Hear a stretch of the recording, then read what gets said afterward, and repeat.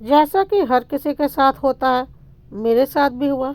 उस वक्त 17-18 साल का रहा होऊंगा जब वह लड़की मेरे दिल में समा गई थी। आखिर क्या खास बात थी उसमें? आज सोचता हूँ तो खुद पर हंसी आती है, पर उस वक्त मुझे उसका सब कुछ अच्छा दिखाई देता था। उसका रंग, उसका रूप, उसकी चाल, उसके बाल, उसकी हंसी, उसकी बातें, उसका सिर झटकना, उसके अधरों का कंपन, सब कुछ। मैं इंटर में था उन दिनों और वह 11वीं में। उसके पिता का हमारे शहर में नया नया तबादला हुआ था। वे लोग हमारे मकान में ऊपर वाले हिस्से में किराएदार बनकर आए थे।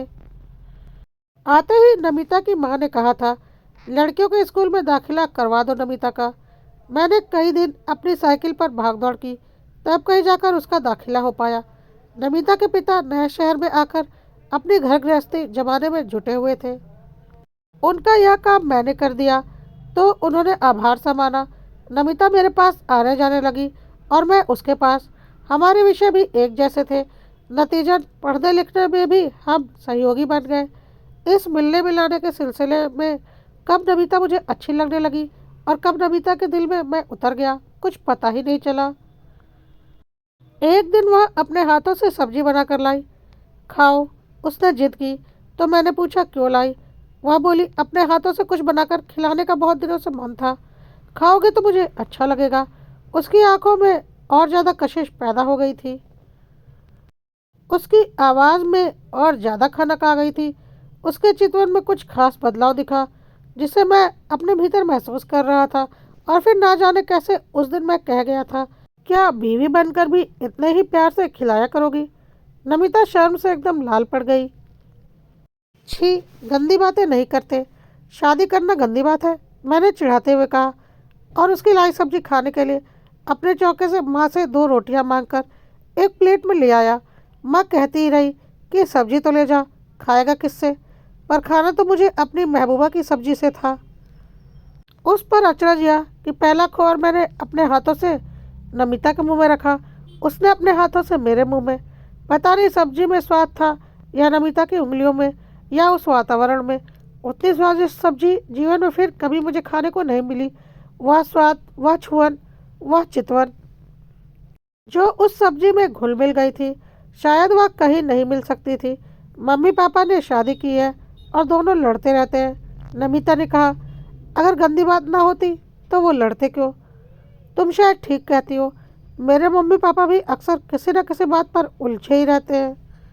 और तो और माँ खाना तक नहीं बनाती, बस मारे गुस्से के मुंह ढककर बिस्तर पर पड़ जाती है और हम ठंडे पड़े चूल्हे चौके को देखते रहते हैं। मैं भी अक्सर सोचता हूँ कि औरत आदमी जब एक दूसरे के साथ निभा नहीं सकते, शांति से रह नहीं सकते, तो फिर शादी करते ही क्यों है? औरत अलग रहे और आदमी अलग, दोनों कमाए और दोनों अलग अलग खाएं। शायद दोनों को एक दूसरे की ज़रूरत पड़ती है। गालों पर गुलाल सा बिखर गया था नमिता के, नजरें झुक गई थी। रोटी का कौर मेरे साथ चुबला रही थी, पर मेरी तरफ देख ही नहीं रही थी। कैसी ज़रूरत? मेरे सवाल में जो शैतानी छुपी थी उसे वह समझ गई। आंखें नचाकर बोली, एक्टिंग तो ऐसे करते हो जैसे बिल्कुल अनाड़ी हो, कुछ जानते ही नहीं। फिर एक दिन उसने कहा था, मम्मी पापा दिन में तो खूब लड़ते हैं, पर रात को पता नहीं उनकी नाराज़गी और लड़ाइयाँ कहाँ चली जाती हैं। ऐसा तो मेरे मम्मी पापा भी करते हैं, लड़कर बहुत दिनों तक अलग नहीं रहते, रात को दोनों में सुलह हो जाती है। फिर मैंने थोड़े शरारती मूड में कहा, शायद इसे ही तुम ज़रूरत कह रही हो, मुझे ऐसी ज़रूरत नहीं पड़ेगी, देखूंगा। एक दिन मैं बेहद उदास सा नमिता की माँ के पास जा बैठा। नमिता मेरे लिए खाना परोस लाई। आज तुम यही खा लो। उनके स्वर में ममत्व और लाड था। नमिता अपना खाना खुद परोस लाई। आज तुम्हारे मम्मी पापा में दिन में बहुत लड़ाई हुई। मैं उसी तरह उदास बना रहा, कुछ नहीं बोला। आंखों में आंसू लरजते रहे। नमिता की माँ मेरे बालों पर हाथ फिराती रही और बोली, सब ठीक हो जाएगा, पिता कहीं चले गए हैं, तुम जरा माँ का ख्याल रखना। कंठ अवरुद्ध था। अब तक उन्हीं के पास बैठा था, अकेले नहीं छोड़ा। डर लगा कहीं कुछ कर करा ना ले। औरत और धरती को बहुत कुछ बर्दाश्त करना पड़ता है बेटे, नमिता की माँ ने बोला। जब बर्दाश्त करने की क्षमता खत्म हो जाती है तभी मरने का फैसला करती है एक औरत, वरना उसे अपने बच्चों से मोह होता है और वह उनसे बंधी किसी तरह से भी ज़िंदगी घसीटती रहती है। मेरी माँ भी यही कहती है। मैंने कहा, अगर मेरा ख्याल ना होता तो वह मेरे पिता जैसे व्यक्ति के साथ एक दिन भी ना निभाती, सब छोड़ छाड़ कर कहीं चली जाती या कुछ कर करा लेती। नमिता हंस दी। मेरी मम्मी भी यही कहती है। प्रकाश, वह अपने माता पिता के सामने मेरा नाम लेती थी। पर एकांत में मुझे तुम ही कहती। जब पापा से लड़ाई होती है तो बिसीरते ही मुझसे कहती है मेरे कारण वह इस घर में रह रही है, वरना उस आदमी के साथ वह एक पल ना रहे। नमिता की माँ भी हंस दी और उन्होंने बेटी के सर पर एक प्यार भरी चपत झड़ दी। तो क्या मैं झूठ बोलती हूँ?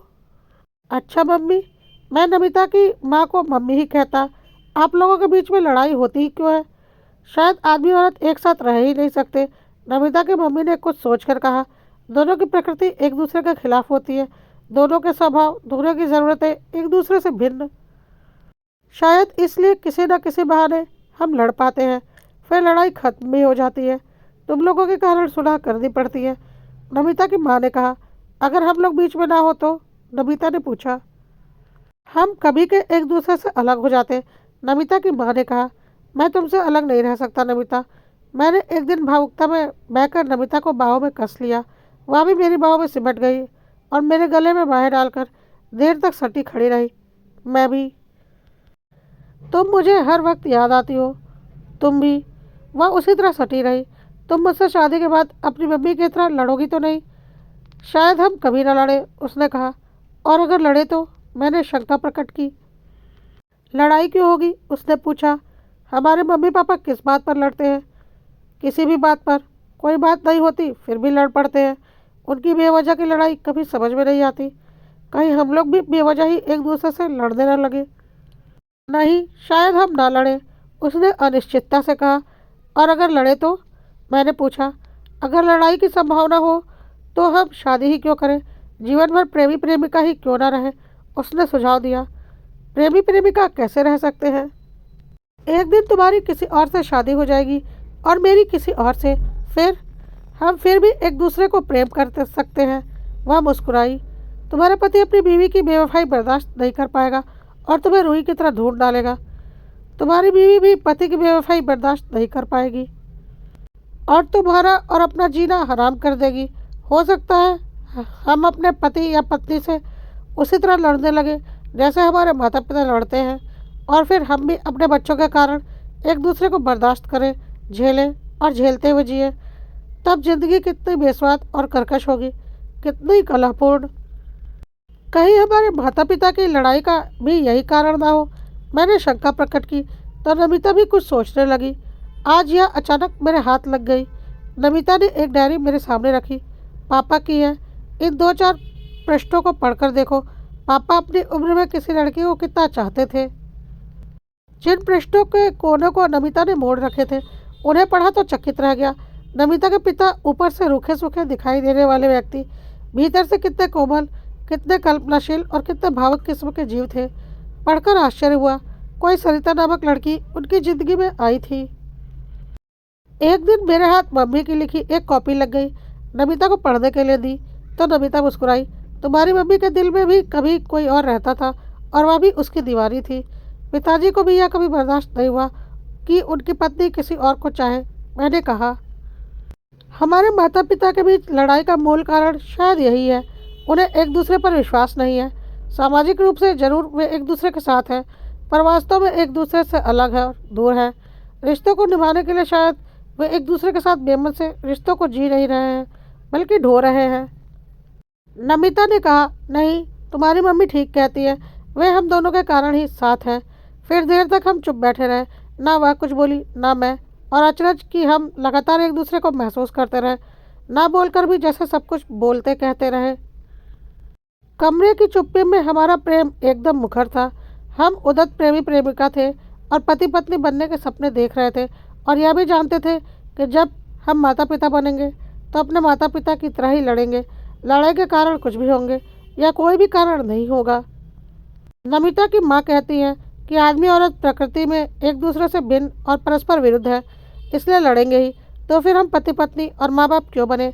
जीवन भर प्रेमी प्रेमिका ही क्यों ना रहे, एक दूसरे के लिए तड़पते छटपटाते प्रेमी प्रेमिका।